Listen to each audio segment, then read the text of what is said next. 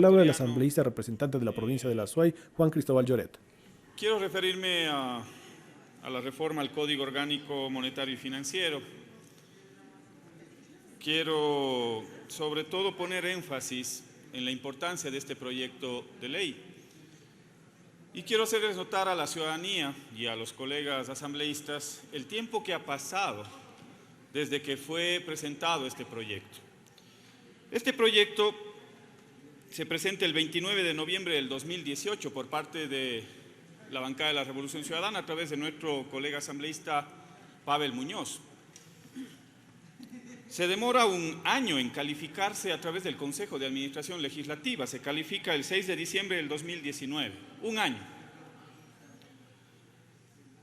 Se aboca conocimiento en la actual asamblea el 15 de diciembre del 2021, un año después.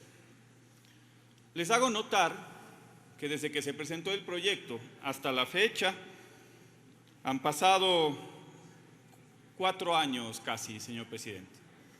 4 años de un proyecto de ley fundamental que hubiese podido evitar una serie de conflictos en el orden social, posiblemente, como lo que sucedió en octubre del 2019 y lo que sucedió el mes anterior. ¿Por qué? Porque la importancia de este proyecto de ley radica en garantizar los presupuestos fundamentales para garantizar derechos en el orden educativo y también en el orden de la salud pública. En el momento en el cual nuestro colega asambleísta Pavel Muñoz exponía 2 cuadros que son fundamentales. Un cuadro en el cual se evidencia cómo se han deteriorado las condiciones presupuestarias para salud y educación en los últimos 4 o 5 años. ¿Cómo se imaginan ustedes, pueblo ecuatoriano, señor presidente, que en medio de la pandemia, desde el año 2016 hasta el año 2022, en el presupuesto del 2016 versus el presupuesto del 2022, haya una reducción de 523 millones de dólares, pueblo ecuatoriano? 523 millones de dólares menos para garantizar la salud del pueblo ecuatoriano. Cuando la propia Constitución de la República del Ecuador establece en la disposición 28ª que los presupuestos tienen que incrementarse el 0.5% del Producto Interno Bruto hasta poder llegar, en el caso de la salud, al 4% del PIB. ¿Cómo se puede entender que en el Ecuador se reduzcan 500 millones de dólares entre el presupuesto del 2016 y el 2022? 523 millones de dólares menos. Esa es la realidad. Cuando la Constitución dice que año a año tiene que incrementarse el 0.5%. Entonces, ¿qué es lo que ha pasado en estos últimos años? Presidente y colegas asambleístas, pueblo ecuatoriano, lo que ha pasado es que aquellos ministros de Economía y Finanzas que les quisimos llevar a juicio político y que lamentablemente el juicio político quedó en el escritorio del anterior presidente de la Asamblea Nacional, el señor Richard Martínez, que hoy está ganando un jugoso sueldo en organismos internacionales, él se encargó de ir reduciendo sistemáticamente los presupuestos para salud y para educación. Y lo mismo está pasando en este gobierno, señor presidente. Y hoy tenemos un detonante social a nivel de las calles, a nivel de las movilizaciones y de las marchas y de las protestas, fruto precisamente del desmantelamiento dentro del sistema de salud pública y de educación, que son 2 de las plataformas fundamentales que planteaban los señores de la CONAIE y otros sectores sociales que se movilizaron. Entonces, esta reforma, lo que está planteando, y está muy bien traída, lamentablemente yo le hubiese dado una prioridad adicional, no 4 años para poder tratar una reforma tan importante para garantizar derechos en favor de la educación y de la salud.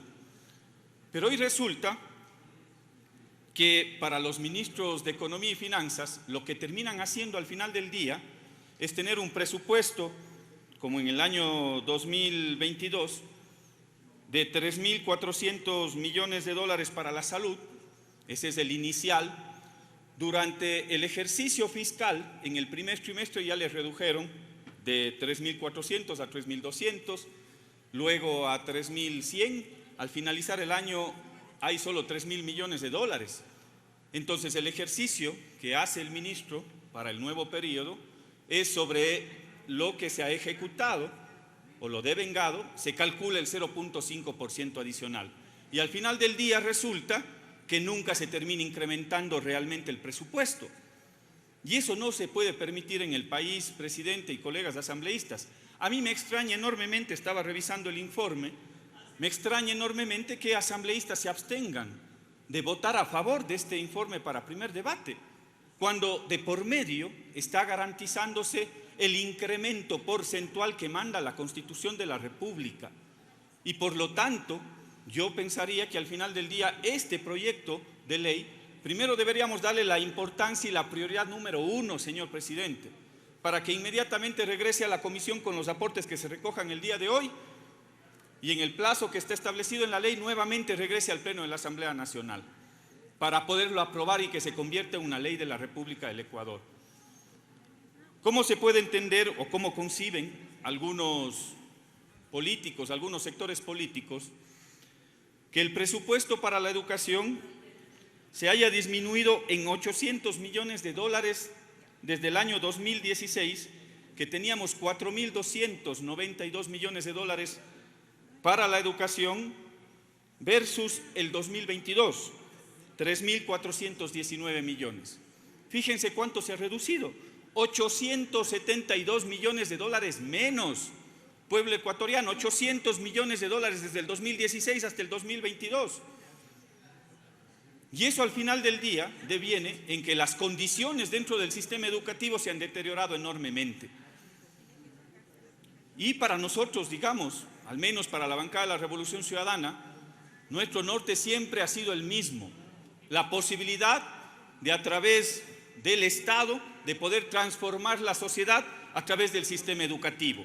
Ponernos como meta la economía del conocimiento, la posibilidad de que nuestros jóvenes puedan trascender las fronteras a través del conocimiento y poder servirle al país a través de la implementación y la puesta en práctica de ese conocimiento. Para nosotros es vital, es fundamental, esa es nuestra visión de futuro, de desarrollo. Para nosotros, para la bancada de la Revolución Ciudadana, nosotros siempre hemos puesto por delante ese como un objetivo superior. ¿Cómo lo vamos a salir del subdesarrollo si es que reducimos 800 millones de dólares para la educación, cuando por el contrario lo que se necesita es garantizar esos presupuestos que permitan visualizar a la economía del conocimiento como la única forma, el único mecanismo de poder salir del desarrollo? Porque ya pasará el tiempo de la economía primario exportadora o de la economía extractivista. El mundo está caminando hacia otro sector, hacia otro ámbito, que es el ámbito del conocimiento. Y para nosotros eso es vital. No se puede entender cómo una nación pueda salir del subdesarrollo si no es a través de la economía del conocimiento. Y precisamente algunos ejemplos de cuánto se invierte dentro del Producto Interno Bruto para garantizar el presupuesto de educación. Aquí nuestra meta es poder llegar al 6% del PIB. Puede sonar una meta ambiciosa, pero veamos cuánto están invirtiendo algunos otros países que se convierten en potencias dentro del sistema educativo mundial. Cuba, por ejemplo, la hermana República de Cuba invierte el 12.8% del presupuesto para educación. Costa Rica invierte el 7.4%, Bolivia el 7.3%, Venezuela el 6.9% del PIB, Brasil el 6.2% del PIB. Nosotros apenas alcanzamos ni al 5% del Producto Interno Bruto. Entonces los retos que significan el desarrollo de los pueblos están atados dentro de un sistema educativo. Por lo tanto, yo lo que quiero, y para terminar, señor presidente, es apoyar este proyecto de ley, esta reforma que es muy bien traída por el colega asambleísta Pavel Muñoz, porque nos va a permitir garantizar derechos en favor de la educación, de la salud de nuestros jóvenes y de nuestro pueblo ecuatoriano, señor presidente. Muchas gracias. Asambleísta Celestino Chumpi tiene la palabra.